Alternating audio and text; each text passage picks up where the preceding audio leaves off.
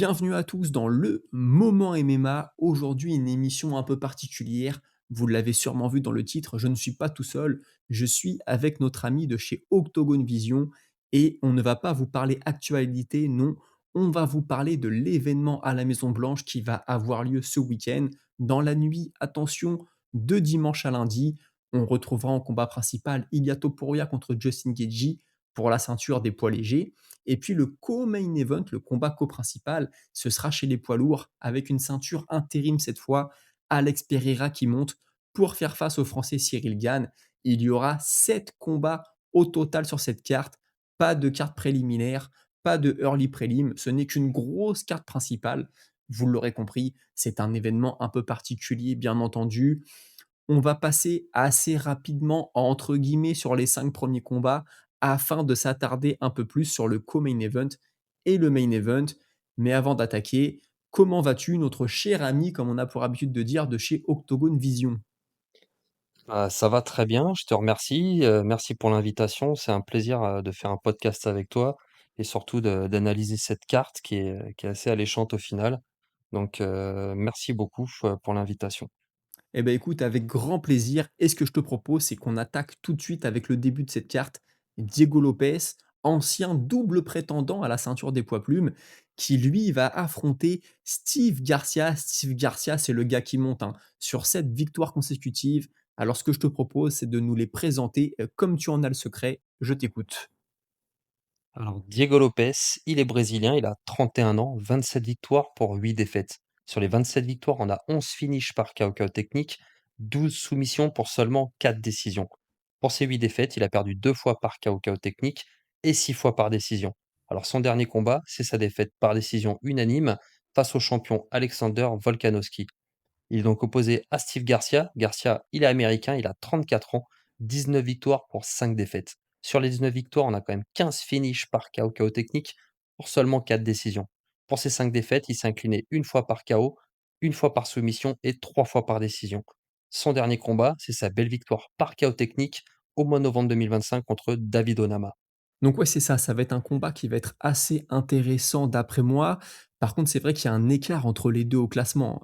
Garcia, c'est vraiment le gars qui est en train de monter, il est sur 7 victoires consécutives.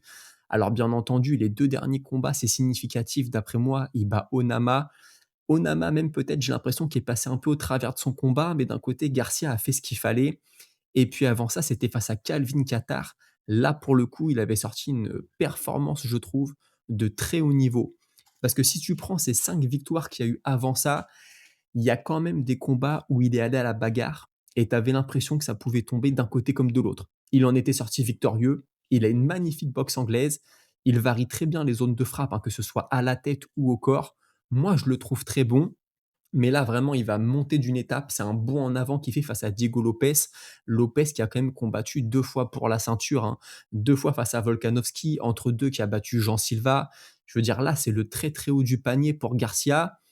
Je pense que Lopez a beaucoup plus d'armes à son arsenal. Il mixe un peu mieux les choses. Il est très bon au sol. Il est très bon en anglaise, mais aussi en pied-point, Diego Lopez. Et puis, il frappe très fort, hein. Je rappelle qu'il a quand même réussi à ébranler Volkanovski. Alors, il a perdu les 2 fois, c'est vrai. Je trouve qu'on a été assez dur avec lui, surtout la seconde. Mais c'est dans le premier combat, si je dis pas de bêtises, 2 fois, il touche violemment Volkanovski. Et Volkanovski a besoin de temps pour revenir dans le combat. Donc Diego Lopez, attention, moi je pense pas qu'il est fini. Je pense qu'il a échoué 2 fois à la ceinture, c'est vrai, mais qu'il apprend de ses défaites, qu'il continue de se construire, qu'il continue d'apprendre. On l'a vu aussi, hein, d'ailleurs quand il a affronté Jean Silva, c'est un combattant qui est assez intelligent, puisqu'il le dit: «Après avoir mis KO Jean Silva, je m'étais rendu compte en l'analysant qu'il a tendance à beaucoup trop s'engager sur ses frappes et donc à se découvrir. C'est pour ça que je l'ai laissé avancer et que j'ai réussi à le contrer». Moi, je trouve ça assez fort de sa part. Garcia, j'ai l'impression qu'il est dans une bonne équipe, qu'il est bien entouré. Sa performance face à Qatar, même si c'est plus le Qatar des grandes années, c'était quand même très, très fort parce qu'il a battu Qatar dans son domaine, à savoir le striking et surtout la boxe anglaise. Il avait fait une prestation très solide, très sérieuse. Il n'y avait pas de fioriture. C'était vraiment droit au but et moi, j'avais beaucoup apprécié. Donc là, on est un peu dans une situation où tu as Diego Lopez, c'est vrai, qui est plus complet, qui frappe très fort, qui peut terminer les combats. Mais d'un autre côté, la boxe anglaise de Garcia, je pense qu'elle peut poser problème à n'importe qui. Donc j'ai du mal à me prononcer sur ce combat-là. Je sais pas toi comment tu vois les choses justement? Garcia, c'est vrai que sur ses 7 dernières victoires, il y a quand même 6 finishes. Il y a que Qatar qui est allé à la décision avec lui et sur les 6 finishes, on en a quand même, 4 au premier round. Donc ça reste quand même un adversaire effectivement dangereux, je pense, pour le style de Lopez qui est quand même assez ouvert. Il pourrait se faire connecter, c'est possible. Garcia frappe vraiment fort. Alors Lopez, il a montré contre des adversaires comme Jean Silva qui frappe fort aussi. Il a quand même sorti une masterclass, j'ai trouvé. Le premier round où il l'a emmené au sol, qu'il l'a tabassé. Il a vraiment fait de gros dégâts sur le crâne. Ensuite, ce coup de coude retourné, c'est quand même assez impressionnant comme victoire. Moi, je le voyais être capable de battre, Volkanovski sur la revanche. Parce que sur le premier combat, je pensais que quelques ajustements lui permettraient de pouvoir faire la différence. J'ai été assez déçu de sa prestation, lors du deuxième combat contre Volkanovski. Je l'ai trouvé trop attentiste. Alors, peut-être qu'il a essayé justement de moins se livrer, mais ça n'a pas fonctionné du coup, le game plan n'était pas bon. Alors, tout dépend du de quel genre de Diego Lopez on va avoir contre Steve Garcia.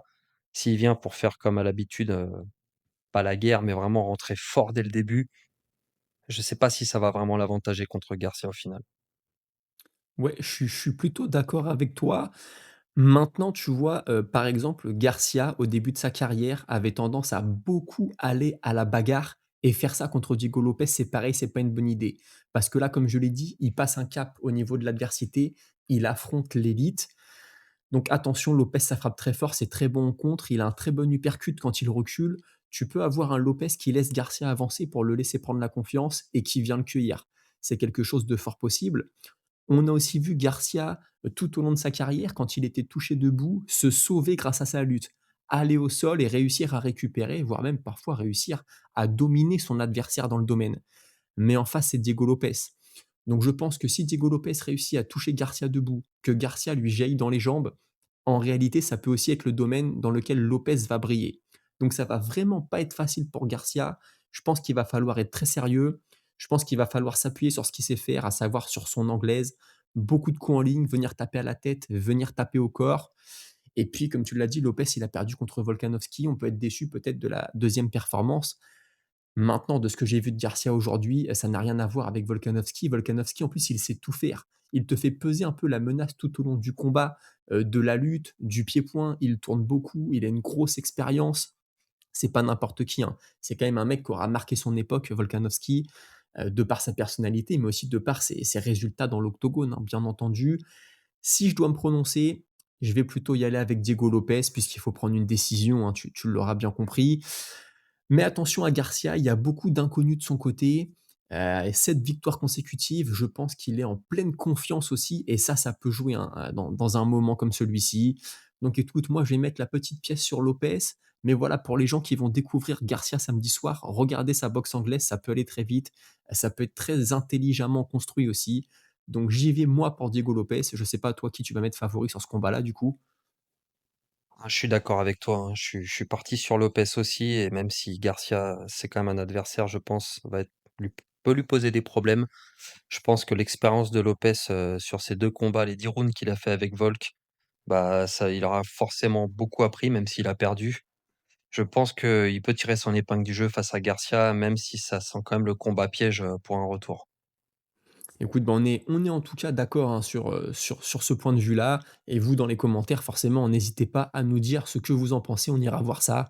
On vous répondra, puis n'hésitez pas à nous suivre, hein, l'un comme l'autre sur YouTube et tous les réseaux, bien entendu. Et on passe au deuxième combat de cette soirée. Bonical, celui qui a été vu comme l'enfant prodige, face à Kyle Dokos. Alors lui, beaucoup moins connu aussi, hein, c'est le moins qu'on puisse dire. Je te laisse nous faire les présentations, comme tu en as l'habitude. Alors Bonical, il est américain, il a 30 ans, 8 victoires pour une seule défaite. Alors sur les 8 victoires, on a quand même 3 finishes par KO technique et 4 soumissions pour une seule décision. Sa seule défaite, elle était par KO technique. Donc peu d'expérience pour l'instant, il n'a que 9 combats en tout et pour tout à son actif. Il a face à lui Kyle Dokos, qui est également américain et qui a 33 ans. 17 victoires, lui, pour 4 défaites. Sur les 17 victoires, on n'a que 2 finishes par KO technique, mais 12 soumissions et seulement 3 décisions. Pour ces 4 défaites, il a perdu 2 fois par KO technique et 2 fois par décision. Sa dernière victoire, c'est contre Gerald Merchert, par soumission en moins d'une minute. C'était en novembre 2025. et je l'ai pas précisé pour Bonical, c'était une victoire par KO au troisième round contre Rodolfo Vieira. Ouais, c'est un combat là aussi qui va être intéressant. Ce que j'aime bien dans ces 2 premiers combats de la carte, c'est qu'on va découvrir quelqu'un. Garcia, il est pas forcément très connu et c'est la même chose avec Kyle Daukaus. Daukaus d'ailleurs, il y avait son frère, hein, si je dis pas de bêtises, qui était chez les poids lourds pendant un moment à l'UFC. Je crois que depuis, il est plus là. Mais en tout cas, Kyle Daukaus, il a une carrière très particulière puisqu'il est arrivé à l'UFC, il a fait une première pige qui s'est pas très bien passée, hein. 4 défaites, 2 victoires et un no contest. Le no contest, c'était contre Kevin Holland. Il y a eu un choc de tête entre les 2. Et suite à ça, il est remercié par l'UFC. Il part sur 2 défaites consécutives, 2 KO, un au premier round, un au deuxième round, contre Dolidze et contre Anders. Et suite à ça, il va se refaire la cerise au Cage Fury FC. C'est de là qu'il venait d'ailleurs avant d'arriver à l'UFC. Il va prendre la ceinture, il va faire 4 combats là-bas. Et là, il est de retour à l'UFC depuis le mois d'août dernier, août 2025. Et il a quand même battu par KO au premier round Michel Pereira, qui n'est pas n'importe qui debout. Et comme tu l'as dit, il a ensuite battu Gerald Merchert au premier round par soumission. Mais je précise quand même, il l'avait sonné debout, il a juste été le terminer au sol, mais il l'avait touché très violemment debout, l'autre s'est écroulé, hein. Donc moi, dans ce combat-là, j'ai un peu du mal avec Bonical pour être honnête avec toi. Quand il est arrivé à l'UFC, on a vu le gros profil de lutteur, un mec qui a vraiment régné en lutte universitaire. Tu te dis, c'est pas n'importe qui. Mais en fait, dès que les choses se sont un peu compliquées face à lui, il a eu tendance à laisser la lutte de côté, à essayer de se transformer en striker. Et il est pas vraiment bon dans le domaine. Alors on peut me dire: «Oui, il a mis un high kick à Vieira lors de leur dernier combat, il l'a mis KO». C'est vrai, maintenant on a aussi vu contre Derrider, c'était pas passé. Il y a eu le combat contre Paul Craig qui avait vraiment pas été terrible. Et là, va falloir faire attention parce que Kyle Daukaus, en face, debout, moi j'aime beaucoup. J'aime beaucoup ses angles de frappe, j'aime beaucoup ses combinaisons pieds-poings. C'est un gars qui a un bon contreur, qui a un bon timing. Je pense que ça peut être très compliqué pour Bonical, s'il ne décide pas de s'appuyer sur sa lutte. Par contre, c'est vrai que si on a le Bonical qui arrive à l'UFC, Bonical qui se rappelle qu'à la base, il est un lutteur et que ça sert à rien de perdre ton temps debout, là, je pense que ça peut être un problème pour Dokos, parce que ce qui a beaucoup fait briller Nikal à ses débuts, c'est de faire peser la menace du takedown sur ses adversaires et ensuite d'envoyer des overhand. Ce qui fait qu'il arrivait à frapper très fort, à surprendre ses adversaires et quand, dès le début du combat, tu te retrouves avec un mec comme Nikal qui t'amène au sol, si tu arrives à te relever, à chaque fois que tu vas le voir baisser sur ses appuis, tu vas baisser les bras parce que tu ne veux pas retourner au sol. Et c'est là où lui, il avait un overhand à la fois avant et aussi arrière où il pouvait faire très mal, avec lequel il a mis des KO. Maintenant, je l'ai dit, ça fait quand même 3 combats à l'UFC qu'on n'a pas vu ça, hein. Celui contre Paul Craig, celui contre Derrider et puis le dernier contre Vieira. Alors j'ai vu passer à droite à gauche des analystes qui te disent: «Oui, mais ces 3 gars-là, c'est des gars qui sont aussi connus pour leur sol» et donc Bonical les a un petit peu craints dans le domaine. Il a voulu les emmener dans un territoire qui n'était pas le leur. OK, ça n'est pas leur territoire, mais ce n'est pas le sien non plus. Tu vois, si le combat se passe debout, Bonical, il est quand même assez statique, je trouve. Alors pas forcément dans les premières secondes du combat, où là, il va beaucoup chercher à te feinter, je vais en bas, je vais en haut. Mais très rapidement, quand ça traîne dans le combat, il devient statique. Il se repose sur un ou deux coups. Alors, c'est des coups qui vont fort, mais c'est des coups que tu vois venir de loin dans l'ensemble. On peut me répondre que quand il a mis le high kick à Vieira, Vieira ne l'a pas vu venir. Ok, je suis d'accord. Mais s'il fait ça face à Dokos, attention, parce que Dokos va l'attendre, va y avoir des retraits et des remises. Ça peut être vraiment très compliqué pour Bonical. Maintenant, Dokos, il y a aussi ce petit problème parfois d'envoyer des combinaisons et de pas forcément les finir. Il va t'envoyer à 1-2 avec les points, le low kick, et puis quand il va voir que tu es un peu loin pour le low kick, il va laisser traîner la jambe ou il va tourner sur lui-même de façon un peu nonchalante. Attention, parce que Bonical, il va attendre que ça, une jambe qui traîne, il va l'attraper, il va t'amener au sol. Si tu tournes sur toi-même parce que tu crois que l'enchaînement est fini, lui, ça va être hors de question. Bonical, il va te sauter dans le dos et il va t'amener au sol. Donc, va falloir faire attention. Je pense que ça va vraiment beaucoup dépendre de l'état de forme et de la mentalité avec laquelle va arriver Bonical. Parce que si Bonical nous fait ce qu'il a fait lors de ses premiers combats à l'UFC, à savoir tout de suite aller chercher la lutte, ou en tout cas tout de suite faire peser la menace de la lutte, là ça va être compliqué pour Dokos. Par contre, attention à pas trop rester debout parce que là, dans ce cas-là, Dokos peut lui mettre vraiment de gros dégâts. Je ne sais pas si c'est comme ça que toi tu vois les choses. Ah si, je suis assez d'accord avec toi. C'est vrai que déjà son combat contre Paul Craig, ça avait été très timide. Il a vraiment pas produit grand-chose. Contre Reiner Derrider, j'attendais beaucoup plus de sa part. Au final, bah, il s'était vraiment fait rouler dessus. Ce genou au plexus, puis il avait quand même pris pas mal de coups. Contre Rodolfo Vieira, je m'attendais à un retour un peu plus timide. Bon, il trouve la victoire par KO, mais c'est au troisième round. C'était pas un combat exceptionnel non plus. Il avait fait une belle victoire en moins d'une minute par KO technique, mais c'était contre un no name, Valentin Woodburn. Donc, je suis assez sceptique quand même effectivement, sur dans quel genre de Bonical on va avoir dans la cage. Alors que Kyle Daukaus, depuis son retour à l'UFC, comme tu l'as dit, il a mis KO Michel Pereira et il faut le préciser en 43 secondes et il a soumis donc, Gerald Meerschaert en moins d'une minute également en 50 secondes quand on sait que Meerschaert est très, très fort au sol également. Daukaus quand même fait peur sur le papier. Moi j'étais parti sur Bonical, sur ma vidéo sur ma chaîne et je me suis dit que j'avais pris un risque quand même. Je le voyais quand même gros favori, mais bon, je me dis: «C'est à la Maison Blanche», c'est quand même un événement qui est extrêmement important au niveau du visuel. Bonical, c'est pas encore le plus grand nom de l'UFC, hein, pour l'instant, même s'il commence un peu à être connu. Je pense que, il peut y avoir une pression autour de cet événement. Je sais pas, c'était vraiment j'ai eu du mal à me prononcer sur ce combat. J'ai choisi Nikal, mais honnêtement, je suis assez partagé. Je suis plutôt 50-50. Je pense que Dokos, il a les armes pour, remporter ce combat également. Bah, écoute, si toi tu pars sur Nikal, moi je vais partir sur Dokos, comme ça on sera à 1 partout. Mais c'est vrai que si Bonikal s'amuse à rester debout, à hésiter sur des enchaînements, l'autre il va le punir, ça va être tout de suite, ça va être tout de suite vu, il va y avoir un décalage et un crochet. C'est un mec qui est assez inventif en plus Kyle Dokos, hein, dans ce qu'il fait. Par contre, quand les 2 vont être face à face dans l'octogone, j'ai l'impression que Bonikal va avoir l'air énorme par rapport à Dokos. Donc dans les phases de lutte, ça va encore plus compter. Mais bon, vu le passé universitaire de lutteur de Nikal, il aura pas besoin de ça, mais ça va être un facteur en plus. Écoute, moi, je vais y aller avec Dokos parce que j'ai l'impression que Bonical, je sais pas, il y a quelque chose qui va pas. Est-ce que peut-être là, il s'est fait quelques combats en restant debout, en se disant: «Je vais aller prendre de l'expérience dans le domaine et ça me servira plus tard». C'est un peu risqué, hein, si vraiment il a réfléchi comme ça. Et puis Kyle Dokos, ça va être le moment de briller. C'est le mec, je pense, le moins connu sur la carte. On lui met Bonical, le pur américain, le gars qui a soutenu Trump pendant la campagne, le gars dont Dana White a parlé, vraiment en bien au tout début, en tout cas, qu'on nous a annoncé comme un futur champion. Lui, Bonical se voyait déjà prendre Khamzat Chimaev. Bon, bah, tu vois, la comparaison avec Chimaev, elle est tout de suite faite. Chimaev, que tu le mettes Paul Craig, peu importe qui en face, il va lutter direct, il a aucun doute sur sa capacité à s'imposer, même si on a vu qu'il a perdu contre Strickland. Mais tu vois, Bonical, ça n'a pas été le cas. Donc moi, j'y vais avec Dokos, mais j'entends aussi ce que tu dis. C'est vrai que dans un combat de MMA, on dit toujours que le gars qui est le meilleur en lutte, c'est lui qui décide de comment va se passer le combat.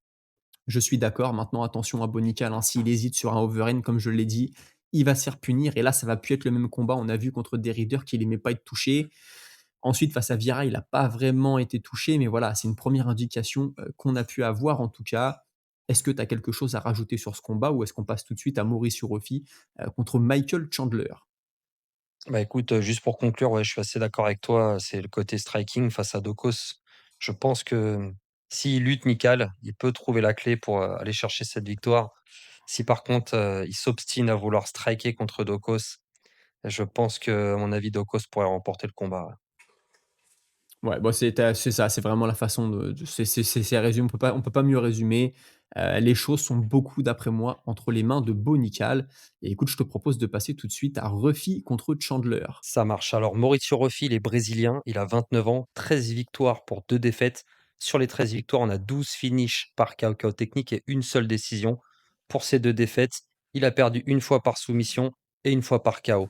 Donc, son dernier combat, c'est sa victoire impressionnante par KO technique contre Rafael Fiziev. Michael Chandler, lui, il est américain, il a 40 ans, 23 victoires pour 10 défaites. Sur les 23 victoires, 11 finishes par KO technique, 7 soumissions et 5 décisions. Pour les 10 défaites, il a perdu 5 fois par KO technique, une fois par soumission et 4 fois par décision. Son dernier combat, c'est sa douloureuse défaite par KO technique contre Paddy Pimblett. Ouais, un combat encore une fois, vraiment cette soirée-là, elle a déçu quand elle a été annoncée parce que je pense que tout le monde s'attendait vraiment à des combats dans tous les sens, des super fights et cetera. On a vu la rumeur, hein, de 5 ou 6 combats pour une ceinture et c'est vrai que les gens ont été déçus quand les annonces ont été faites. Moi, je pense franchement que sportivement, c'est très, très intriguant, tu vois? Là, encore une fois, on a un combat, j'ai vraiment du mal à me projeter parce que tu as Mauricio Ruffi d'un côté qui est un très bon striker, un excellent contreur et tu as Chandler qui va donner de la matière à se faire contrer. Il va se jeter sur lui, je pense, dès le début du combat, comme il en a l'habitude. Il va lui mettre une grosse pression. Et attention quand même, parce que Chandler, il frappe très fort. Il peut être surprenant de par son explosivité. Mauricio Ruffi, on l'a vu dans son dernier combat contre Fiziev. Comme tu l'as dit, il a gagné. C'était un beau chaos. C'était une belle dernière séquence, mais il a eu du mal à se réveiller dans ce combat-là. Alors il a déclaré après qu'il avait été malade, qu'il avait perdu quelqu'un de sa famille, que mentalement il n'était pas vraiment là. Attention parce que Fiziev lui a mis la pression, mais la pression que pourrait lui mettre Chandler dans les premières minutes du combat, ça peut être quelque chose qu'il a jamais vécu dans une cage, je pense. Surtout que Chandler, alors je vais pas te sortir l'histoire de Chandler est un bon lutteur, il devrait lutter, il ne le fait jamais. Il aurait tout intérêt à le faire quand tu vois ce que Benoît Saint-Denis a fait à Ruffy. Mais Chandler à l'UFC, on ne le voit pas lutter. On a bien compris, il est là pour le show. Il est là pour aller prendre des bonus de performance et tout ce que tu veux bien. Mais par contre, je me souviens du combat de Chandler-Poirier. Chandler nous fait un démarrage de combat de dingue. Alors, au bout d'un round et demi, il a plus rien dans les jambes. Mais il est capable de refaire la même chose contre Ruffy. Et là, attention, Ruffy, parce que si tu pas bien réveillé, ça pourrait très mal se passer pour toi. Surtout qu'il a ce style Ruffy avec ses coups de pied retournés, ses coups de poing retournés, ce style très créatif qui demande quand même de l'espace pour s'exprimer. Il a besoin d'avoir un petit peu de distance avec son adversaire, alors que Chandler, lui, il va venir le coller tout le temps, essayer de l'étouffer, le coller contre la cage. Et donc, ça peut poser problème à Mauricio Ruffy. Maintenant, c'est vrai que si je devais parier, je parierais plutôt sur Ruffy. Quand je vois ce qu'il a fait à Fiziev, qui est quand même un striker beaucoup plus technique que Chandler, je pense qu'il peut refaire la même chose à l'américain. Mais attention quand même, les premières minutes du combat vont être cruciales, hein. Après, Chandler peut me faire mentir et puis finalement prendre son temps, essayer de construire sa victoire. Mais franchement, Chandler, il est plus proche de la fin que du début. S'il doit sortir, je le vois sortir sur une guerre plutôt que sur un combat qui soit construit et qui pourrait potentiellement l'amener à la décision. Je sais pas toi ce que tu penses de ça? Ah, je suis assez d'accord avec toi. Alors, Ruffy, il m'avait quand même vraiment impressionné sur ses premiers combats à l'UFC, avec son KO, sur coup de pied retourné sur Bobby Green. Là, je me disais, on a affaire à un combattant vraiment extrêmement dangereux en striking. Il me rappelait un peu le Conor McGregor de ses débuts, tout en restant, bien sûr, hein, sans faire, de comparaison. Mais, cette défaite contre Benoît Saint-Denis, je trouve, l'a exposé effectivement face à la lutte, ça on a vu il avait de gros problèmes pour essayer, être capable de se relever ou pour, sortir, on va dire, d'un combattant qui vient de coller, qui lutte contre la cage. Ça avait été vraiment compliqué pour lui. Il a pas vraiment pu s'exprimer contre Benoît et contre Fiziev, pour un combat retour, il avait attendu 1 an, pratiquement 1 an, un peu moins, pardon, c'était en septembre 2025. Il avait attendu 6 mois pour revenir. Et je l'ai trouvé quand même effectivement un peu endormi au début contre Fiziev, mais au final, bah, quand il s'est réveillé, il a réussi à terminer le combat sur une frappe. Vraiment impressionnant. Chandler, à l'inverse, bah, il vient quand même d'avoir 40 ans. Il rajeunit pas. Son dernier combat contre Pitbull, je l'ai trouvé vraiment en dessous de ses prestations qu'on avait eu l'habitude d'avoir, quand il est arrivé à l'UFC. Alors il avait battu Dan Hooker, ensuite il avait quand même enchaîné trois défaites, en 4 combats. La seule victoire, c'était contre Tony Ferguson. Sinon, contre Charles Oliveira, bon, et pour la ceinture, et il avait quand même réussi à faire de belles choses. Contre Justin Gaethje, bah, il s'était un petit peu trop exposé, face à un gros frappeur, et contre Poirier, il avait quand même lutté. Il avait quand même réussi à tenir, Poirier au sol, et pour moi, je pense que si le combat allait au bout, il allait sûrement remporter le combat à la décision, jusqu'à ce qu'il y aille un peu trop fort sur un slam, dans le troisième round et qu'il se fasse attraper le dos et soumettre. Ensuite, bah, 2 ans sans combattre à attendre Conor McGregor, le ring rust contre Charles Oliveira pour la revanche. J'attendais mieux de lui, et pourtant quand on sait que c'est un mec qui à l'entraînement lâche rien. C'est Contre Paddy Pimblett, je l'ai trouvé vraiment en dessous. J'ai trouvé qu'il était pas percutant, que ses amenés au sol, bon, il a quand même de bons bagages en lutte, mais une fois au sol, le grappling, il arrive pas à garder, je trouve, ses adversaires au sol, c'est compliqué. Pimblett a réussi à se relever, à plusieurs reprises, donc je suis pas certain qu'il puisse vraiment garder Ruffy au sol, comme a pu le faire BSD. Je pense que même s'il réussit à l'emmener au sol, ce qui est possible, est-ce qu'il va réussir à le garder? Je ne pense pas. Est-ce qu'il peut vraiment lui faire du mal avec ses frappes? Ah, dans les 2 premières minutes, il va être dangereux. Après, je pense que Ruffy va vraiment prendre, le l'ascendant sur lui, et je pense que Chandler va passer une mauvaise soirée. C'est assez intéressant ce que tu dis sur le fait qu'il pourrait l'amener au sol et que l'autre pourrait se relever et donc que les phases en fait lui fassent que scorer des takedowns, mais au final ne lui permettent pas de prendre un avantage physique ou de mettre plus de frappes que ça. C'est vrai que c'est quelque chose qui a souligné.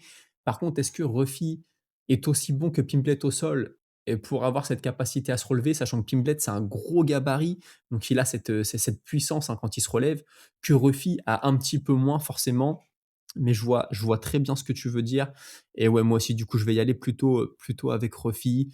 Je pense que Chandler, il est sur la carte parce qu'il y a ce côté spectaculaire. Ça a été un bon soldat, il a attendu Conor McGregor, il a fait ce que lui a demandé l'UFC. Donc on le récompense en le mettant à la Maison Blanche. Ça assure aussi potentiellement et je pense un beau combat pour le public, hein, qu'il gagne ou qu'il perde Chandler, tu sais qu'il va venir faire le show. Et puis Ruffy, espérons qu'il soit dedans dès le début. Voilà, je pense que ça, ça va être crucial dans ce combat-là. Mais sinon, je pense que Ruffy vraiment peut le faire. Et puis il faut dire aussi, hein, que Mauricio Ruffi, il a quand même donné un autre tournant à sa carrière, hein, depuis ce combat contre Benoît Saint-Denis. Il a quitté les Fighting Nerds, même s'il dit qu'il est toujours en bon terme avec eux, mais il fait maintenant ses camps d'entraînement avec l'équipe de Volkanovski et là, je pense que ça peut vraiment lui apporter quelque chose. Des fois, il y a des changements d'équipe, tu te dis: «Bon, c'est un dernier baroud d'honneur, le mec est un peu perdu». Là, non, je pense qu'à son âge, Ruffi, 29 ans, comme tu l'as dit, si je me trompe pas, il y a encore de quoi apprendre. Il y a un très bon potentiel qui est là. Donc apprendre avec des gars comme ça, je pense que ça ne peut lui être que bénéfique. Donc moi, j'y vais avec Mauricio Ruffi. Je pense qu'il peut aller chercher le KO même, hein. Sur un Chandler qui va être un peu fatigué, peut-être un peu usé. Là, une bonne frappe, hein, comme il l'a mise à Fiziev, je pense que c'est quelque chose de possible. Est-ce que tu as quelque chose à ajouter sur ce combat-là? Ah bah, non, je suis assez d'accord avec toi, je pense que Chandler, c'est plus le Chandler il y a 3-4 ans malheureusement et même s'il s'entraîne toujours, comme un dingue, je pense que ça va être compliqué pour lui et je suis pas certain que même si comme je disais, s'il arrive à emmener Ruffy au sol, je suis pas certain qu'il ait le grappling nécessaire pour le garder au sol. Je pense que Ruffy, même s'il reste 1 ou 2 minutes sur le dos, il finira par réussir à se relever et debout, pour Chandler, beaucoup trop ouvert son jeu, je pense qu'il va se faire connecter à un moment ou à un autre. Ouais, ouais, c'est quelque chose de fort possible. Donc vous l'aurez compris, on est tous les 2 sur Mauricio Ruffi.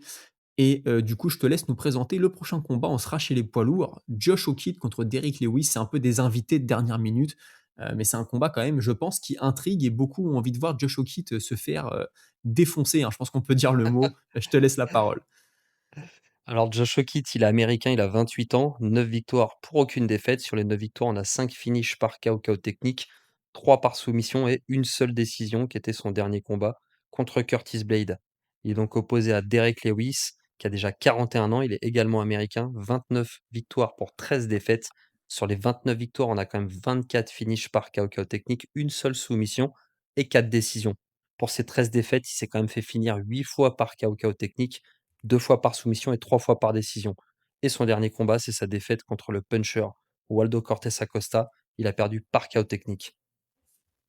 Ouais, ça c'est un combat, tu vois? Je pense que la grosse inconnue, ça va être quel Derrick Lewis va se présenter dans la cage parce que franchement, il est capable du meilleur comme du pire. Si j'étais parieur sportif, c'est un mec que je détesterais parce que quand tu crois qu'il est fini, quand il a enchaîné 3, 4 défaites consécutives, boum, il revient et il te tape un KO sorti de nulle part, comme il l'avait fait, hein, contre, Rogerio de Lima. Je sais pas si tu te souviens, c'était il y a 3 ans. Il était sur Ouais. 4 défaites consécutives, 4 défaites au premier et au deuxième round et là, il nous met un KO en 33 secondes, il démarre le combat, coup de genou sauté, il saute sur son adversaire, puis il lui met un grand pound de gorille, hein, franchement. C'est vraiment, c'est The Black Beast, hein, il porte bien son nom dans ces moments-là. Puis il avait fait plus ou moins, la même chose avec Talison Teixeira ensuite, qui était vu lui aussi comme un gros frappeur. Bon, il l'avait, tout de suite, annihilé et là, tu peux aussi avoir parfois malheureusement un Derrick Lewis comme on l'a vu contre Waldo Cortés Acosta qui vient là, tu sais pas pourquoi, il est pas présent, il fait la gueule dans la cage et puis le KO qu'il prend contre Cortés Acosta, je pense que personne n'a compris, hein. L'autre lui met un jab en reculant, pouf, terminé, il s'écroule, plus de combat. C'est Ouais, Derrick Lewis, c'était hein, assez c'est tout le bizarre, ouais. problème. Et puis c'est un mec qui a la poker face, tu sais jamais à quoi t'attendre. Avant le combat contre Waldo Cortés Acosta, il nous explique qu'il a fait la préparation de sa vie, qu'il s'est complémenté pour la première fois de sa carrière, et cetera.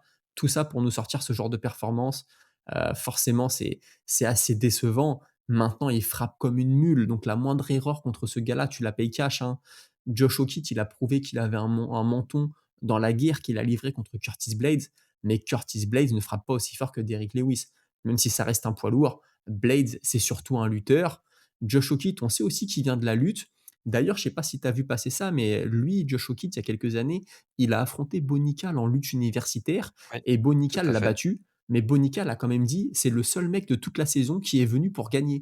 Tous les autres ont tout fait pour ne pas perdre, ils ont fait que défendre. Lui, il m'a attaqué.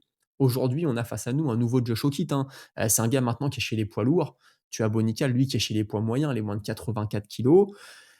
Si Curtis Blades ne l'a pas amené au sol, je pense que c'est quand il y a eu des phases de corps à corps, Curtis Blades a dû sentir que c'était compliqué, que la défense de takedown était là. Pourquoi pas Josh Hockey aller chercher la lutte, hein, contre Derrick Lewis.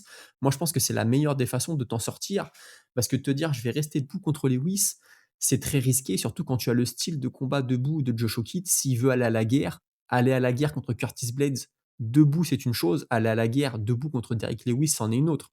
Il y en a qui ont battu Derrick Lewis debout, je vais penser tout de suite à Cyril Gane, mais la façon de se déplacer et la façon de combattre ne sont pas du tout la même entre Cyril Gane et Josh Hockey. T'en as un qui bouge dans tous les sens, qui a vraiment une science du combat. Josh Hockey contre Curtis Blade, je ne vais pas critiquer, c'est magnifique ce qu'il a fait. En tout cas, c'était très divertissant. Mais bon, c'était quand même de la bagarre, c'était une bonne vieille bagarre de bar quand même, hein. Il repart, il est bien amoché, l'autre aussi en face.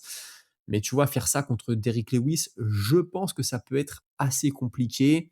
Tu as Derrick Lewis qui peut nous faire un démarrage d'enfer. Ceci dit, Josh Hockey n'est pas si bête que ça. Et je pense que les 10-15 premières secondes, il y a moyen qu'il tourne, qu'il recule, qu'il évite, hein, de se faire connecter bêtement. Maintenant que Derrick Lewis l'a déjà fait plusieurs fois, je pense que ses adversaires sont prévenus. Moi, je sais vraiment pas avec qui aller, puisque comme je te l'ai dit, Derrick Lewis peut arriver avec l'envie de tout simplement de ne pas combattre. Maintenant, c'est à la Maison Blanche. Je pense que la motivation va être là pour Derrick Lewis. Et puis pour Josh Hockett, c'est drôle parce qu'il a battu Curtis Blades et là j'ai l'impression que c'est un peu on le rétrograde en lui mettant Derrick Lewis. Quand tu es dans la course à la ceinture, battre Curtis Blades, c'est quand même significatif pour la suite et là on te met Derrick Lewis qui est derrière. C'est un petit pas en arrière, maintenant ça peut être l'occasion aussi, d'affronter un très bon combattant, un très bon boxeur, disons-le comme ça, avec Derrick Lewis et de prouver: «Voilà, j'ai réussi à empêcher Curtis Blades de m'amener au sol, je l'ai forcé à boxer et ensuite j'ai battu Derrick Lewis qui lui, est un très bon combattant debout». Donc pour lui, pour se renforcer, puis bon, on le sait aussi, ça bouchonne, hein, tout là-haut chez les poids lourds, donc si tu veux être actif, si tu veux combattre, il faut accepter parfois de regarder un petit peu dans le rétroviseur. Donc écoute, ce que je vais faire, c'est que je vais pas être très courageux, je vais te laisser nous donner ton avis et puis je vais faire mon choix pendant que tu parles sur, pour qui je vais pencher dans ce combat-là.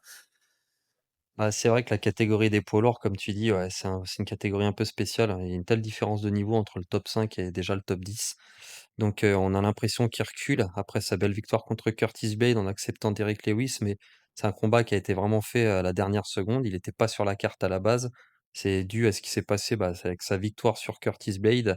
Il me semble que c'est Derrick Lewis qui a demandé le combat. Je crois qu'il y a eu un coup de téléphone qui a été passé directement, au président ou à Dana White.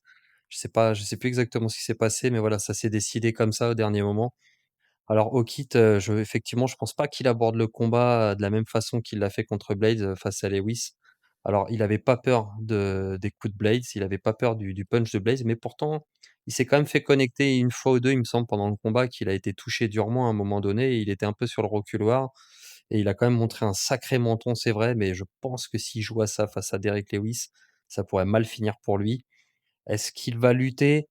C'est une possibilité effectivement, mais Derrick Lewis, on sait qu'il est très, très dur, à on va dire, de le finir une fois, même si on peut l'emmener au sol, c'est pas pour autant qu'on est capable de le finir au sol. Il est dur à soumettre, il se protège bien et c'est difficile de lui faire des dégâts en ground and pound.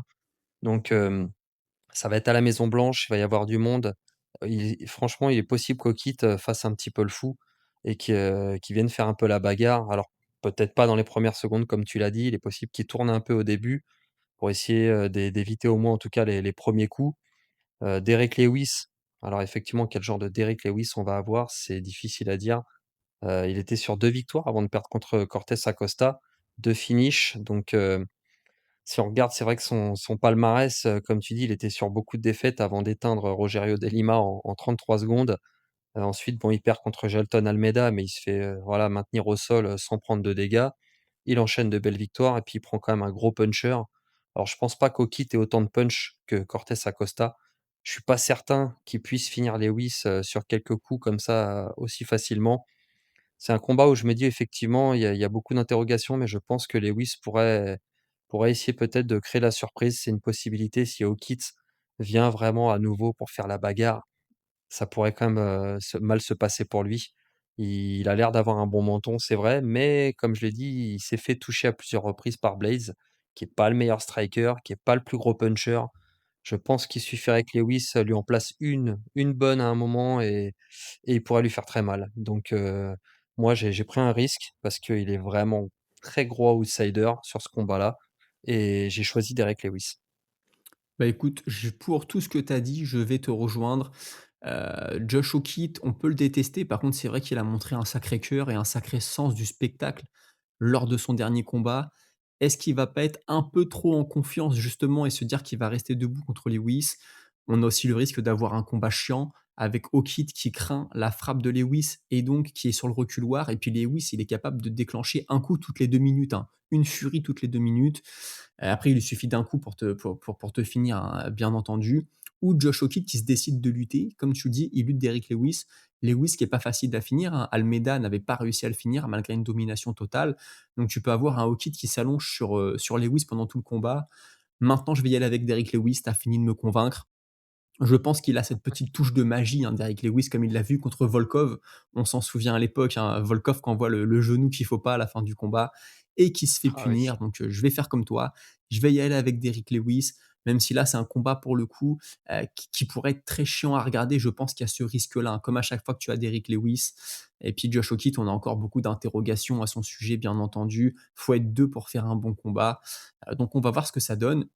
Mais écoute, si tu as rien à rajouter, on peut passer, au combat suivant avant d'attaquer le gros de la carte, hein, avec Sean O'Malley, l'ancien champion des poids coqs, qui va devoir faire face au Canadien Ayman Zahabi que je pense personne n'a vu arriver, mais qui est quand même en train d'enchaîner quelques belles victoires et donc je te laisse, la parole. Alors, Sean O'Malley, il est américain, il a 31 ans, 19 victoires pour 3 défaites. Sur les 19 victoires, on a 12 finishes par KO ou KO technique, une seule soumission et 6 décisions.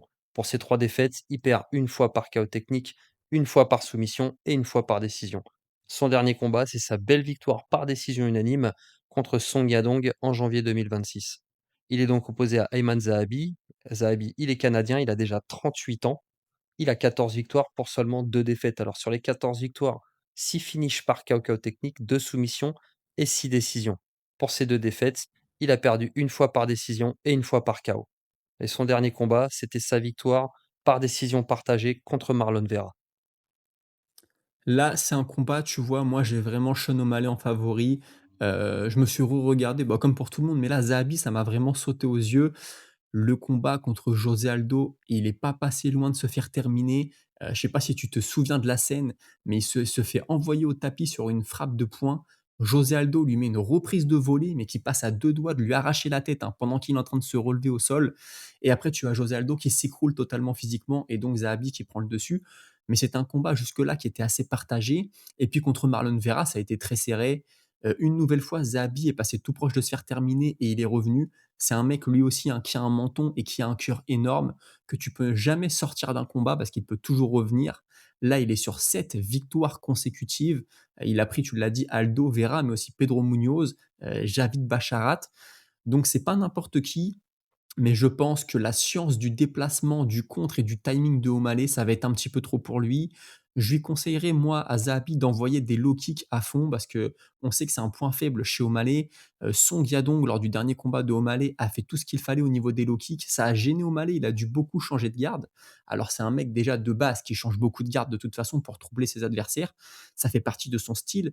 Mais là, tu sens que Song Yadong a fait ce qu'il fallait. Il va falloir pour Zahabi vraiment avancer, réussir à bloquer O'Malley contre la cage et lui envoyer des furies, hein, des séries. Maintenant, O'Malley, pour le bloquer contre la cage, franchement, c'est pas facile, hein. Il tourne en permanence, il t'envoie le jab pour te gêner, le bras arrière et il repart. Il arrive à se repositionner au centre de l'octogone d'une façon qui est assez bluffante. Contre Song Yadong, les 2 premiers rounds ont été un peu poussifs pour O'Malley, mais je pense que mentalement, il était touché.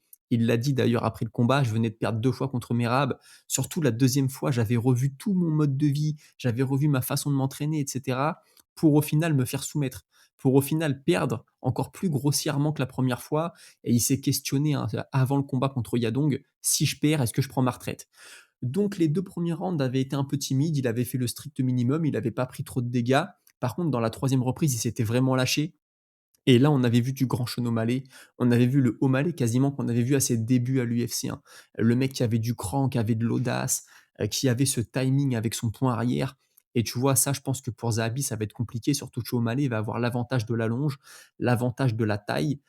Zahabi, il rentre beaucoup, alors il a un peu cette garde un peu comme les boxeurs d'anglaise, hein, les Mayweather, ce que nous fait Strickland aussi avec le menton, dans l'épaule.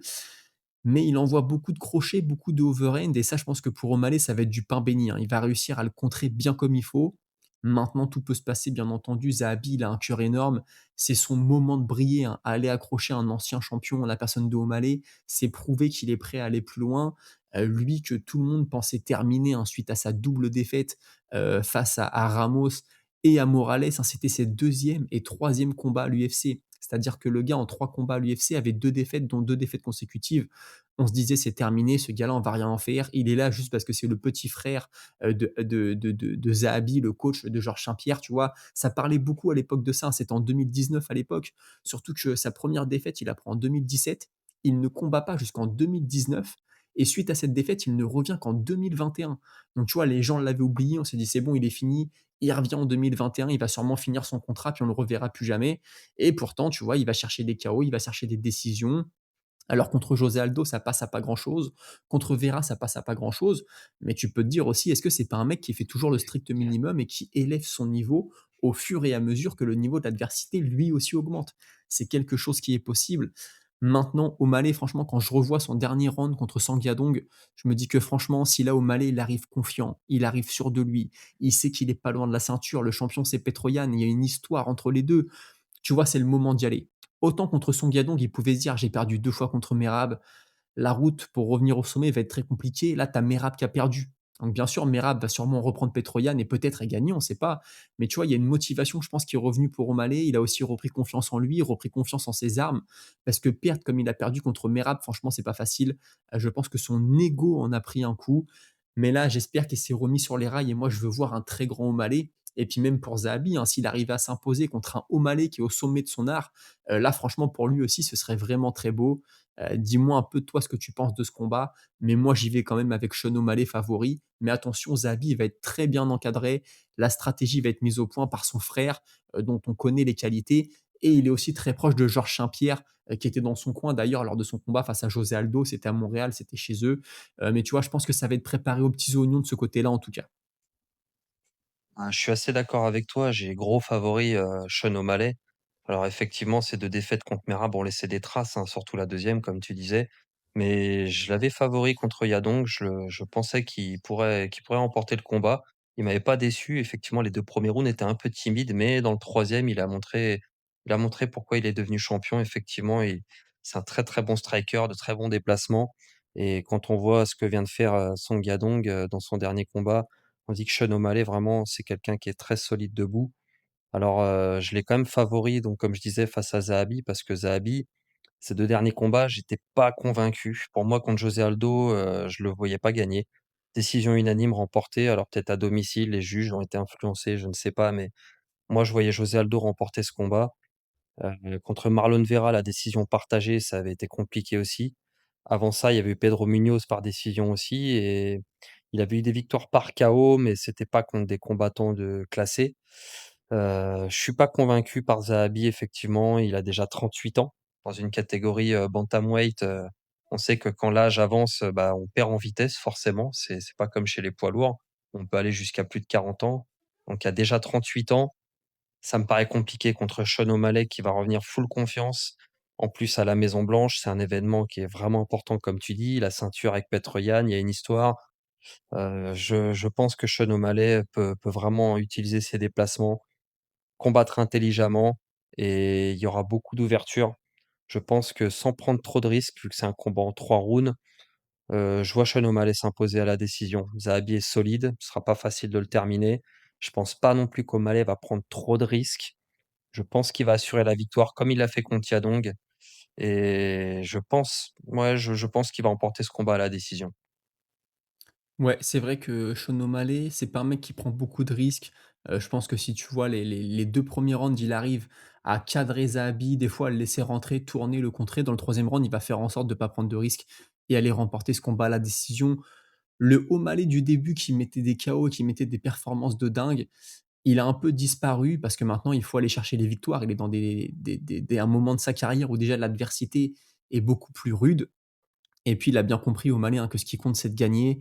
Ce qui compte, c'est de se rapprocher de la ceinture, c'est de faire grossir sa marque aussi en dehors de l'UFC. Donc pour ça, il faut des victoires. Ça, O'Malley, il l'a compris et c'est vrai que pour moi, c'est je vois O'Malley gagner. J'avais même l'impression que Song Yadong était un combat plus dur pour lui que ne va l'être Zahabi, même si Ouais, pour le je coup suis un d'accord. combat Zahabi contre Song Yadong, j'achète. Franchement, je pense que c'est un truc très intéressant à regarder.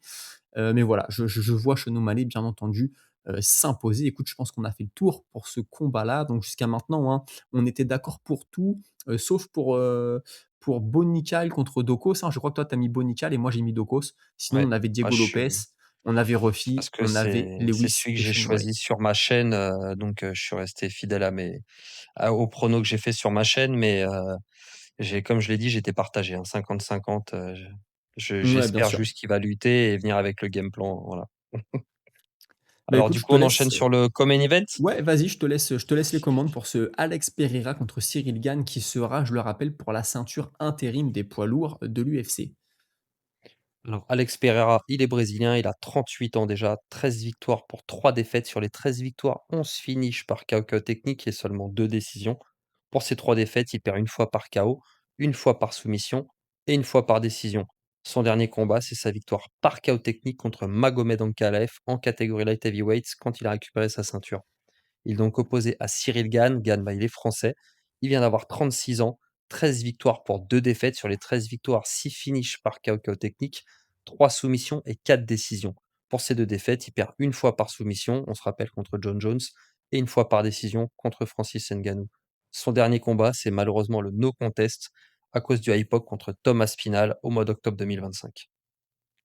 Là, combat franchement qui est encore une magnifique aubaine, pour Cyril Gane, hein. Tu vois, il a beaucoup été critiqué, surtout en France, suite à sa défaite contre Ngannou, la défaite contre Jones. Mais le truc, c'est que quand tu es Gane, je l'ai déjà dit plusieurs fois, tu perds pour la ceinture, mais après tu gagnes tous les autres combats. Donc à un moment, l'UFC n'a pas le choix que de te remettre pour un combat de championnat finalement. Là, contre Pereira, c'est une magnifique affiche. En plus, à la Maison Blanche, franchement, Gane, il aura eu une sacrée carrière, hein. Il aura eu l'affiche face à John Jones, face à Francis Ngannou, maintenant contre Pereira. Lui qui a commencé le sport si tard et le MMA surtout. Franchement, c'est une sacrée trajectoire. C'est un combattant ultra talentueux. Moi, je l'ai favori dans ce combat-là, mais bien sûr, c'est pas facile. Je te propose que je vais te donner, d'après moi, tous les avantages qu'a Alex Pereira, ses points faibles, et puis ensuite, pareil du côté du Français. Je pense que Pereira, déjà, dans ses points forts, il a l'expérience à la fois en kickboxing et aussi maintenant en MMA, hein, tu vois? Pereira et Cyril Gane, ils ont quasiment la même expérience, je pense, à un ou 2 combats près en MMA. Mais Pereira, il a une carrière de kickboxing de très, très haut niveau. Alors Gane a une carrière en kickboxing, mais je pense que c'est pas comparable, hein, sans lui faire offense, entre ce qu'a fait Pereira et ce qu'a fait Cyril Gane. Donc Pereira va avoir cette expérience. Est-ce que Gane va décider de jouer de la lutte? Je ne sais pas. C'est Gane, on l'oublie, mais il a quand même des victoires par soumission, hein, surtout à l'UFC. Il a réussi ça. Il va avoir l'avantage du gabarit. Est-ce qu'il peut venir coller Pereira à la cage, essayer de l'amener au sol? C'est pas ce que je veux voir, hein, pour être honnête avec toi. Je préfère voir un combat qui va se passer debout. En tout cas, l'expérience de Pereira, les low kicks aussi, hein, ces calf kicks, hein, qui sont vraiment, un poison pour n'importe qui. Cyril Gane, c'est un mec qui est très mobile. Est-ce que Pereira pourrait venir le cueillir au moment où Gane envoie ses jabs, où il a tout le poids sur la jambe avant? Voilà, je t'envoie un calf kick une fois, 2 fois, 3 fois, et après ça peut être compliqué pour Gane de réussir à s'ancrer au sol pour envoyer les points et aussi pour les déplacements. Et puis le troisième gros point fort de Pereira, il y en a plein bien entendu, mais c'est ce crochet avant que tu ne vois pas venir. Tu as l'impression qu'il ne fait que de lever le coude et le poing part avec. Quand Cyril Gane va rentrer et va venir casser la distance, attention, hein, un léger décalage de tête, un léger changement d'appui sur les jambes de Pereira et boum, je viens de connecter. Gane, on l'a déjà vu se faire envoyer au sol par Taito Ivasa, par exemple. Si c'est Alex Pereira qui frappe, autant dire que ça va être très compliqué, hein. S'il la prend à la tempe ou au menton, ça peut faire énormément de dégâts, bien entendu. Maintenant, pour ce qui est des points faibles de Pereira, déjà, il y a une grosse interrogation. Comment son corps va réagir chez les poids lourds? Cyril Gane, c'est un poids lourd naturel, c'est un gros poids lourd naturel, il est physique, il a vraiment un très, très bon cardio. On sait que lui, il peut te faire 5 rounds à une très haute intensité, c'est pas un problème. Alex Pereira, quand on va passer le deuxième, le troisième, le quatrième, là, on peut se demander comment va réagir le corps, hein. Parce que le combat, ça risque d'être peut-être équilibré debout, donc ça peut se jouer sur le physique. Est-ce que Pereira va s'écrouler au bout d'un moment? On sait que chez les poids moyens, il a pu aller au cinquième round. On a vu chez les poids lourds légers que face à Ankalaev, même s'il perd le premier combat, il fait quand même tous les rounds. Mais là, chez les poids lourds, avec du poids en plus, Je sais qu'il y a des gens qui vont me dire: «Oui, mais il s'entraîne toujours avec ce poids en plus, c'est juste qu'il combat dans la catégorie inférieure». Mais entre s'entraîner et combattre le jour J à pleine intensité, avec la pression, même si lui, il sait la gérer bien entendu, mais tout ce qui va avec, ça n'est pas la même chose et on le sait, tout le monde te le dit. Taylor Lapillus l'a répété à plusieurs reprises et beaucoup d'autres combattants de toute façon. Donc ça va être une question. Et puis aussi, Pereira, il est quand même beaucoup plus statique que Cyril Gane. Donc j'ai l'impression que tu peux avoir un Cyril Gane qui rentre, qui jab, qui envoie le point arrière et qui ressort, et qui tourne, et qui le maintient peut-être à distance avec ses jambes aussi, lui aussi avec des low kicks, avec des front kicks. Ça peut être un problème pour Pereira de réussir à venir casser la distance parce que Gane, je le disais avec O'Malley, mais Gane, c'est pareil, pour l'enfermer dans un coin, franchement, c'est pas si facile. Pereira, je le vois pas aller chercher le sol contre Cyril Gane, donc va falloir gagner debout, et pour gagner debout, faut lui mettre la main dessus. Est-ce qu'il va attendre que Gane vienne frapper pour le contrer? C'est une possibilité, mais c'est un combat quand même qui risque d'être assez compliqué d'après moi pour Alex Pereira, même si bien sûr il va sûrement pouvoir se servir de toute son expérience, hein, pour venir à bout de Cyril Gane. Et puis Cyril Gane de son côté, lui dans ses points forts, bah, je l'ai dit, hein, c'est déjà sa force de frappe parce que Cyril Gane, on nous le présente beaucoup comme un mec, qui frappe pas si fort. Mais tu as vu le nombre de KO qu'il a? Oui, c'est un mec qui est puissant. C'est un mec quand il t'envoie tout son corps dans un coup, c'est un poids lourd, forcément ça fait des dégâts. Il va avoir le cardio de son côté. Il va avoir, aussi cette façon de se déplacer, de toucher, de sortir que moi je trouve magnifique, surtout pour un poids lourd, qu'on aime ou qu'on n'aime pas Cyril Gane, ce qu'il fait, ils sont pas nombreux à pouvoir le faire chez les poids lourds. On a Thomas Aspinall par exemple, tu vois? Mais Thomas Aspinall termine tous ses combats très vite. Donc c'est pareil, on ne sait pas le jour où le combat va durer, ce que ça va donner. Cyril Gane, on le sait, il peut te faire ça pendant 5 rounds, c'est pas un problème. Donc moi, j'ai Cyril Gane favori sur ce combat-là. Et puis j'ajouterais aussi, hein, que Alex Pereira, s'il réussissait à prendre la ceinture, franchement, ce serait un truc de dingue pour l'histoire du sport, pour son histoire à lui.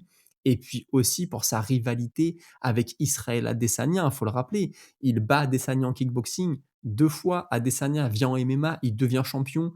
Il devient le visage de l'UFC. Adesanya, à un moment, il fait la couverture du jeu vidéo. Il est partout. C'est vraiment un combattant qui est ultra suivi, qui est apprécié ou détesté, mais que les gens regardent. C'est le visage de l'UFC à un moment à Adesanya. Et puis Alex Pereira arrive, il est en train de tout lui voler. Il l'a battu une fois, ok, Adesanya l'a battu la deuxième fois, mais il s'est pas arrêté. Il est allé chercher une deuxième ceinture et peut-être une troisième. Et aujourd'hui, Pereira, c'est le visage de l'UFC lui aussi. Surtout avec John Jones qui est sorti maintenant, on se retrouve avec Pereira, que les gens adorent pour le coup, hein. Il n'y a pas beaucoup de monde qui n'aime pas Alex Pereira. Donc franchement, c'est vraiment 2 destins, Adesanya et Pereira. Là, je fais une petite aparté, mais c'est hallucinant, on ne voit pas ça souvent dans le sport, hein. Donc écoute, moi, tu l'auras compris, j'ai Cyril Gane favori. Dis-moi toi un peu, comment tu penses que vont se passer les choses, sur ce combat-là?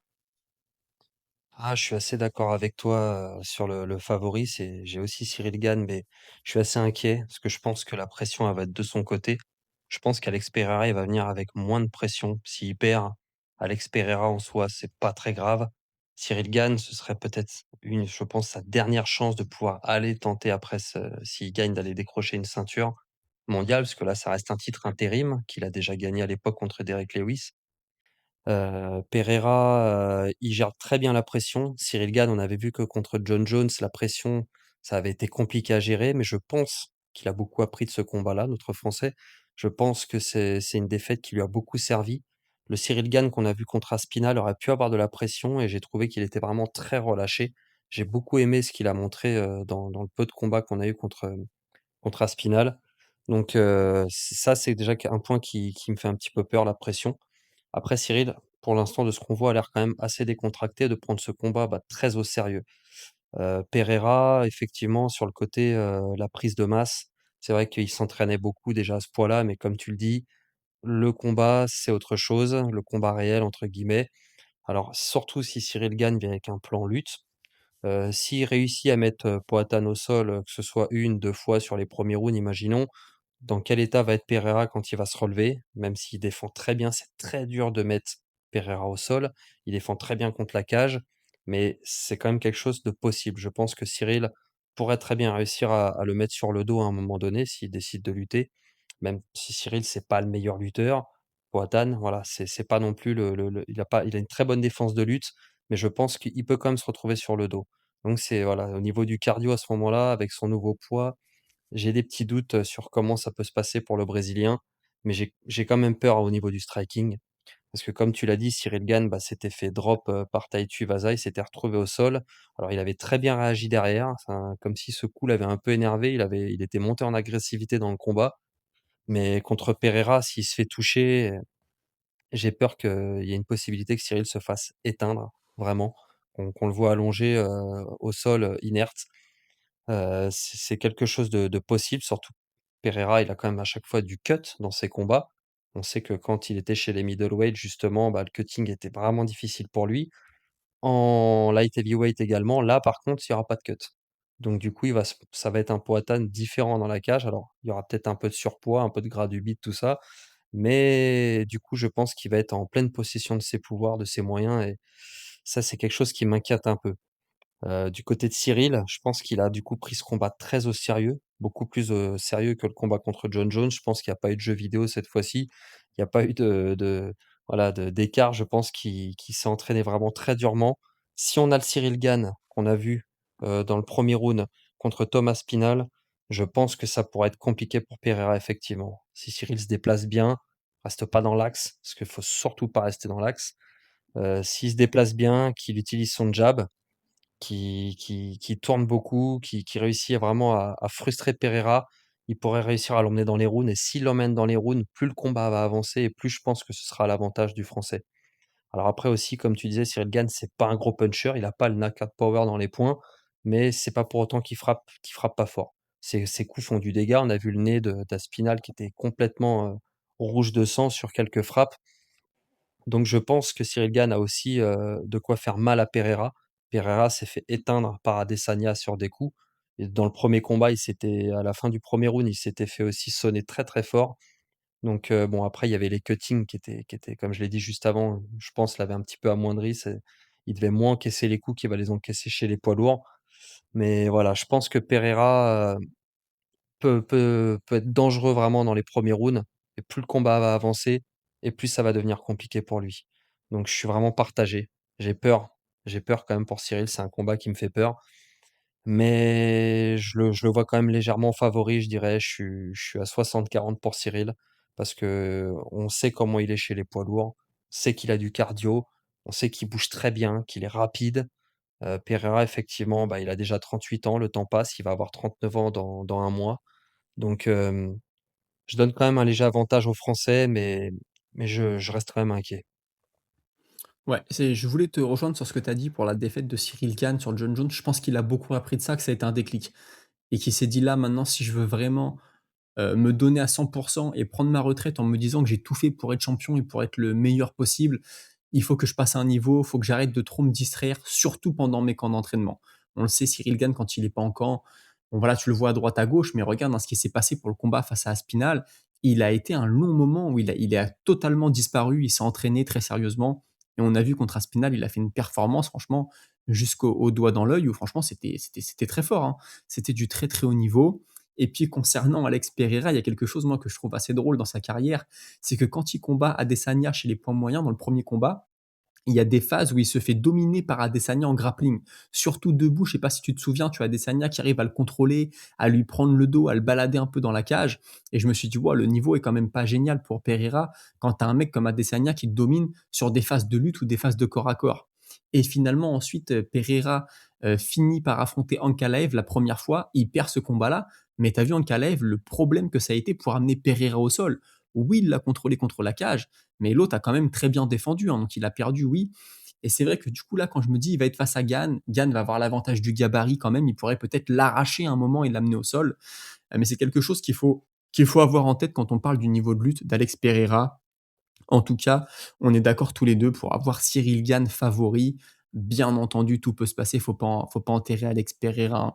Et puis si Pereira gagne, bah ensuite j'espère que ce sera le combat contre Aspinal. Là, c'est un peu la guerre une nouvelle fois entre l'UFC et le camp Aspinal, hein. Aspinal maintenant qui est représenté par la société de Eddie Hearn et encore aujourd'hui, il y a eu des attaques entre Hearn et Dana White. C'est dommage, Aspinal, il a pris 33 ans là récemment. 33 ans, tu es à ton prime en MMA, c'est ce qu'on dit, tu es au top. J'ai l'impression qu'on lui gâche ses années. Déjà avant l'histoire du doigt dans l'œil, j'avais l'impression qu'on perdait beaucoup de temps avec lui. Ce serait dommage, hein. Franchement, chez les poids lourds, là, on est déçu de plus Ngannou, plus Jones. Si en plus on a plus Aspinal, c'est déjà une catégorie dans laquelle on avait besoin de sang neuf depuis un bon moment. Là, tout pourrait être réuni pour qu'on ait vraiment, un top 4, top 5 de folie et finalement ça se fait pas. C'est un peu dommage, c'est un peu frustrant, hein, la situation, dans la catégorie des poids lourds et puis dans le monde du MMA de manière générale chez les poids lourds, c'est un peu le souci. Écoute, moi Ouais, j'ai dit ce que j'avais à dire. je suis assez d'accord Dis-moi avec ce toi, mais que bon, ouais, la Spinal est toujours à l'UFC pour l'instant, toujours sous contrat, donc c'est ça. les cartes sont pas encore, voilà, c'est pas encore terminé et l'arrivée de Pereira peut redonner un petit peu de superbe à cette catégorie, donc imaginons que Pereira gagne la ceinture, Aspinall va l'affronter, j'en suis pratiquement sûr. Ouais et puis là, franchement, ça ferait bien, bien revivre la catégorie, mais moi, franchement, je pensais à ça l'autre jour, là. Tu on aurait encore Ngannou, John Jones, Aspinall, Pereira qui arrive. Et franchement, là, on serait ultra gâtés. On aurait 4 mecs et puis Cyril Ah Gane ouais. qui serait toujours dans le coin. Depuis des années, on dit que les poids lourds, c'est pas bon, que l'UFC n'était pas au niveau quand il y avait encore le Strikeforce en face à l'époque, pour ce qui est des poids lourds. Et là, franchement, on serait vraiment dans une super situation. Mais ça n'est pas le cas. Écoute, si on n'a plus rien à dire là-dessus, on peut passer au combat principal. Ilia Topuria contre Justin Gaethje. Topuria qui défend sa ceinture face à Justin Gaethje, qui est le champion intérim, hein, il faut le rappeler. Alors, Ilia Topuria, il est géorgien, il a 29 ans, 17 victoires pour aucune défaite. Sur les 17 victoires, 7 finishes par KO technique, 8 soumissions et 2 décisions. Alors, son dernier combat, c'est sa victoire par KO au premier round contre Charles Oliveira. Il est donc opposé à Justin Gaethje. Gaethje, l'américain, il a 37 ans, 27 victoires pour 5 défaites. Sur les 27 victoires, on a 20 finishes par KO technique, une seule soumission et 6 décisions. Pour ces 5 défaites, il s'incline 3 fois par KO technique et 2 fois par soumission. Donc son dernier combat, c'est sa victoire impressionnante par décision unanime contre Paddy Pimblett pour la ceinture intérim. Ouais et là, c'est un combat pour le coup, je pense que Justin Gaethje, il est très, très loin d'être favori, hein. Tout à l'heure, tu nous as dit que je crois que Derrick Lewis est le plus gros outsider sur la carte, si je dis pas de bêtises, hein, je me trompe peut-être, je confonds peut-être. Mais je pense que Justin Gaethje, on doit pas être loin non plus parce que franchement, tout ce que je peux lire à droite, à gauche, tout le monde voit Ilia Topuria s'imposer. Moi aussi, hein, pour être honnête, je le vois plus complet et même debout, qui est maintenant le domaine de prédilection, hein, de Justin Gaethje, j'ai l'impression que Ilia Topuria peut le mettre KO à n'importe quel moment. Moi, ce qui me fait dire ça, c'est que Topuria, il est puissant, il est rapide et il est ultra technique. Justin Gaethje aussi est technique, mais il a quand même tendance parfois à envoyer des crochets très ouverts, à envoyer tout ce qu'il a sur toutes les frappes et être déséquilibré. Faire ça face à un sniper comme Topuria, franchement, c'est très dangereux. Maintenant, dans le coin de Gaethje, tu as Trevor Whitman, on sait que le mec est quand même très, très fort, il est très intelligent, il a sûrement construit une très bonne stratégie, mais est-ce que Guedji va suivre la stratégie? C'est aussi ça la question. Guedji, j'ai l'impression qu'il y a eu plusieurs phases dans sa carrière, à l'UFC en tout cas. Quand il est arrivé, c'était la performance. C'était Justin the Highlight Guedji, c'était des guerres gagnées ou perdues, on savait à quoi s'attendre. Et puis d'un coup, il y a eu le déclic, il est revenu, je crois que la première victoire, c'est contre James Vick, si je dis pas de bêtises, et puis il y a eu ensuite d'autres. Mais tu vois, là, il était vraiment posé, il était calme, il choisissait ses coups et ça l'a emmené jusqu'à affronter Khabib Nurmagomedov. Et là, par contre, face à Khabib, il retombe dans ses travers. J'envoie tout ce que j'ai sur les low kicks, j'envoie tout ce que j'ai sur les crochets. Il perd ce combat-là. Et puis depuis, c'est toujours un peu resté le même. Tu vois, il y a eu des moments où il a été mieux, mais il a eu vraiment du mal à se calmer. Il a du mal à suivre la stratégie, à être propre techniquement. Pourtant, quand tu as un niveau de lutte comme il a, quand tu as la puissance comme il a, et puis une équipe autour de toi avec Trevor Whitman, il y a vraiment quelque chose à construire. Mais là, tu vois, le dernier combat contre Paddy Pimblett, alors c'était génial, hein. Moi, j'ai adoré. Il y avait du sang, il y avait de la bagarre. Mais Ah très ouais. sincèrement, tu te dis que là, Pimblett en face, il a gagné le respect. On a vu qu'il était bon debout, mais c'est pas un sniper debout, c'est pas le meilleur striker de la catégorie. Et pourtant, il l'a beaucoup touché. Et pourtant, il y a des moments où ça a pu être compliqué pour Justin Gaethje. Franchement, s'il fait ça contre Ilia Topuria, l'autre va se régaler. Il a déjà dit, Topuria, qu'il voulait rester debout parce que lui, ce qu'il préfère, c'est le spectacle, même s'il est bien conscient qu'il a un niveau de sol qui est exceptionnel et qui pourrait se faciliter les choses en amenant le combat au sol. Il ne le fait pas à l'UFC, d'après ce qu'il déclare en tout cas, parce qu'il veut faire plaisir au public. Mais là, face à Justin Gaethje, moi, je pense que si à un moment il sent que c'est compliqué debout, il va aller au sol. Et Gaethje au sol à l'UFC, on a toujours vu que c'était assez compliqué. Alors, il a une super défense de takedown, mais vu le niveau de Topuria et tout ce qu'on nous dit sur le niveau de Topuria, je pense que ça pourrait être très compliqué pour Justin Gaethje, même au sol. Mais déjà debout, de toute façon, tu vois ce que Topuria a fait contre Holloway. En plus, contre Holloway, moi, Topuria, je trouve qu'il a montré, que c'était pas un gars qui abandonnait. Parce qu'il y a un moment, je suis convaincu, certains de mes auditeurs m'ont dit que non, avant de mettre KO Max Holloway, j'ai l'impression que Holloway était en train de prendre l'ascendant. Holloway était en train de le toucher et Topuria avait un peu du mal. Alors d'autres me disent non, il était en train de le lire, il était en train de mettre en place sa stratégie. Peut-être, mais en tout cas, il a pris des coups. Et moi, j'avais l'impression que c'était une phase qui était plus à l'avantage de Max Holloway. Et pourtant, il est revenu, il l'a mis KO. Donc, tu vois, ça prouve que c'est un mec, c'est pas juste un effet de mode, c'est pas juste un gars qui, jusqu'à maintenant, a mis des KO et qu'on n'avait jamais vu en difficulté. Là, contre Holloway, on l'a vu en difficulté, il a montré que c'est pas grave. Je prends des coups, bah, je m'adapte, j'adapte la stratégie, je reviens et je gagne. Donc Topuria, c'est très sérieux, on sait qu'il s'entraîne comme un dingue. Mentalement, il est blindé. C'est un mec, je pense, je sais pas s'il voit un psychologue du sport, mais c'est un gars qui travaille sur lui-même, ça doit méditer, tu sais, comme tous les grands du sport, même au basket, les LeBron James, etc. Tu Ouais. sens que c'est un mec qui s'est inspiré de ce qu'il fait de mieux. C'est un gars qui gagne de l'argent et donc qui investit sur lui-même, sur sa préparation, sur sa récupération, sur tout ce que tu veux bien. Franchement, Topuria, c'est un peu actuellement le McGregor, si McGregor n'avait pas déraillé à un moment, parce que McGregor, on s'en souvient, il était comme ça au début aussi.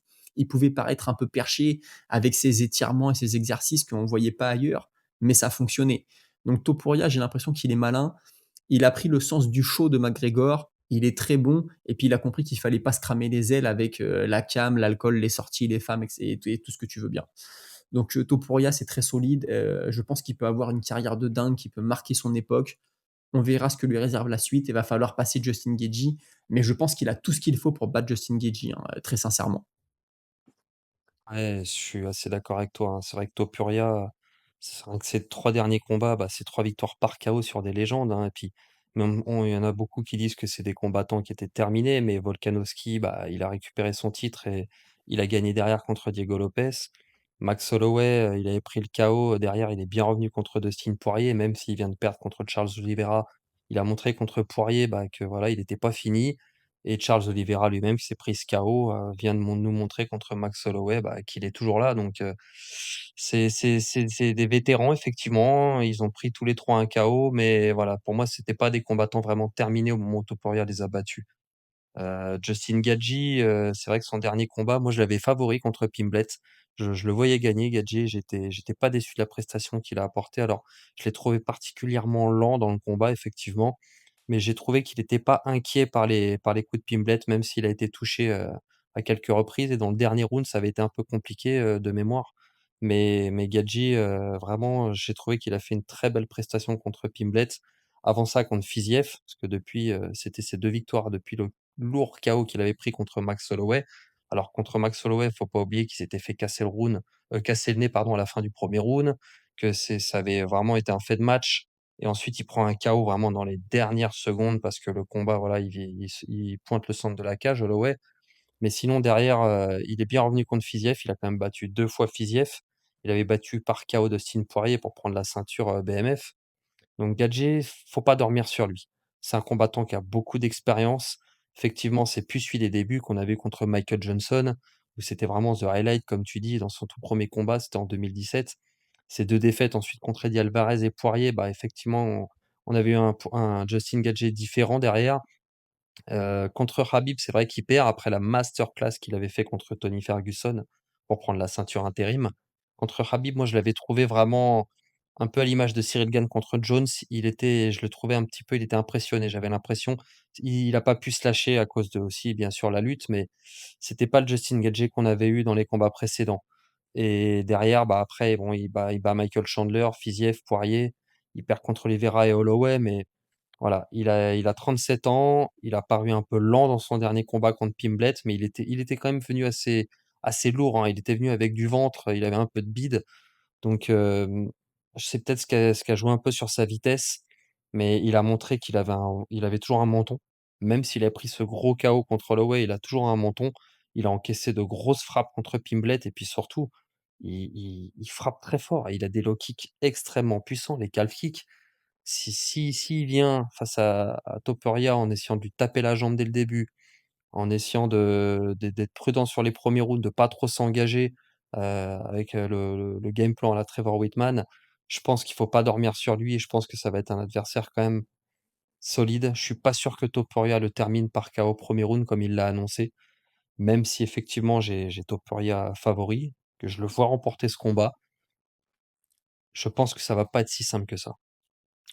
Ouais, bah, écoute, j'avoue que tu me convaincs un peu, en tout cas, tu donnes un petit peu de poids à Justin Gaethje et on peut ajouter quelque chose, c'est que Gaethje a quand même battu 2 fois Fiziev. Fiziev debout, c'est pas n'importe qui, hein. C'est un très bon striker, c'est un mec qui est technique, donc il faut mettre ça à son crédit. Tu as raison aussi, les low kicks, j'en ai pas parlé, mais et puis l'expérience qui est là aussi pour Gaethje. Mmh. S'il gagne, ce sera très certainement son dernier combat. S'il perd aussi, peut-être. Donc, est-ce que là, il va se dire pour le coup, c'est ma dernière chance d'être champion incontesté, il faut que je reste collé à la stratégie. C'est possible. Quand tu as pas été habitué tout au long de ta carrière à être collé à la stratégie, est-ce que ça peut te faire déjouer aussi au bout d'un moment? C'est quelque chose qui n'est pas impossible pour le coup. Moi, j'ai Topuria favori, mais tu as raison, ne dormons pas sur Justin Gaethje. Il est toujours à un coup de terminer le combat.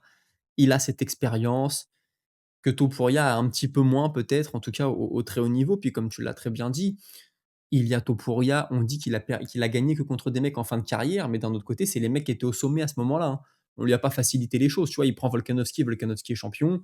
Il prend, ensuite Montimon, je crois que c'est Oliveira qui est champion. Enfin, tu vois? Il prend vraiment les mecs, il prend les gars qu'il doit prendre au moment où il doit les prendre. C'est vraiment, il prend les champions, les contenders Max numéro un. Holloway, il était BMF à ce moment-là, Ouais, effectivement, voilà. et comme tu l'as précisé tout à l'heure, il perdait, pour moi, le combat sur les 2 premiers rounds, même si c'était pas voilà, marquant, il se faisait pas ultra dominer, mais le combat était compliqué.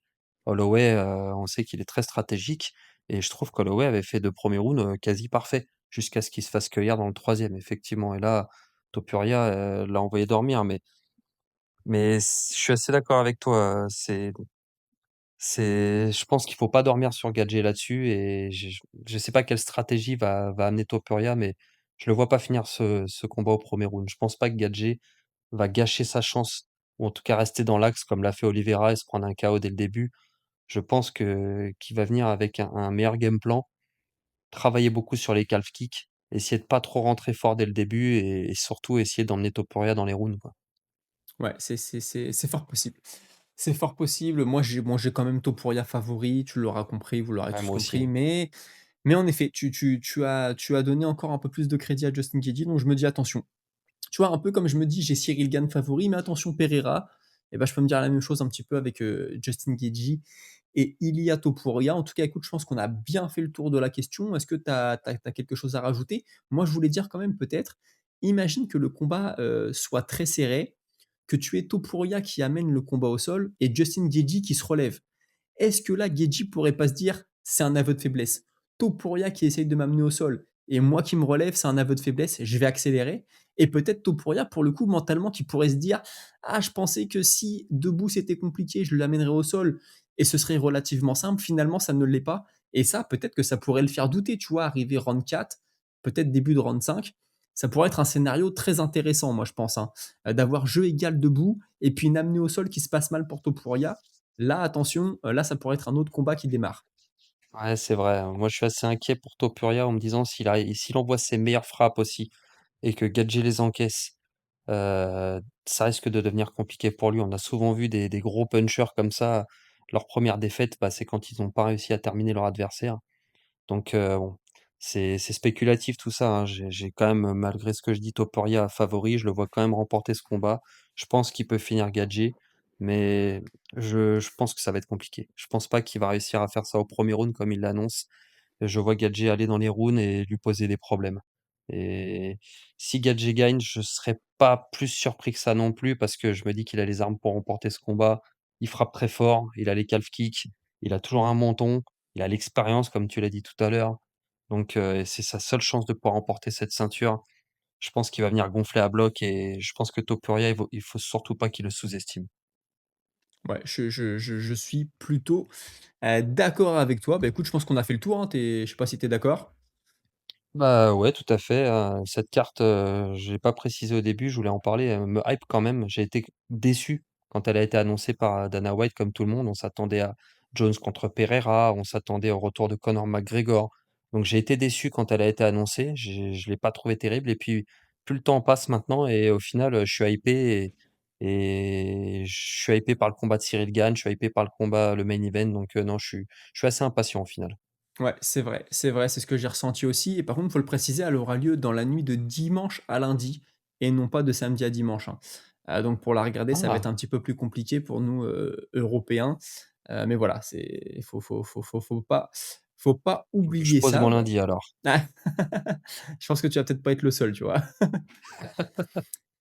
Bah, écoutez, en tout cas, merci à tous de nous avoir suivis. Alors, je suis pas très actif en ce moment. J'ai cru comprendre que toi, c'était pareil, c'était un peu compliqué. Moi, je sors des formats Ouais, short, des formats verticaux. J'ai vu que toi, c'était pareil. Quand pareil. il y avait pas de vidéo la semaine, il y avait des formats verticaux. Donc, n'hésitez pas à nous suivre sur tous nos réseaux. Vous le savez, c'est pas notre activité principale, hein, donc on s'adapte au mieux. On est toujours là, en tout cas, que ce soit pour des formats longs, des formats courts, on fait ce qu'on peut. Gardons le contact, gardons le lien. Et puis, on vous souhaite à tous une très bonne soirée de combat. Restez connectés, allez voir nos formats courts, que ce soit sur Instagram, TikTok, YouTube. Et puis prenez beaucoup de plaisir en regardant cet événement, en espérant, bien entendu, du beau spectacle. Moi, je vous souhaite à tous une bonne soirée. Je te laisse toi aussi le mot de la fin, hein, si tu veux Et remercier tout le monde. ouais, bah, également, hein, merci à toi pour la vidéo et puis, bah, je souhaite une bonne soirée à tout le monde et un très bon événement de la Maison Blanche. Salut. Salut.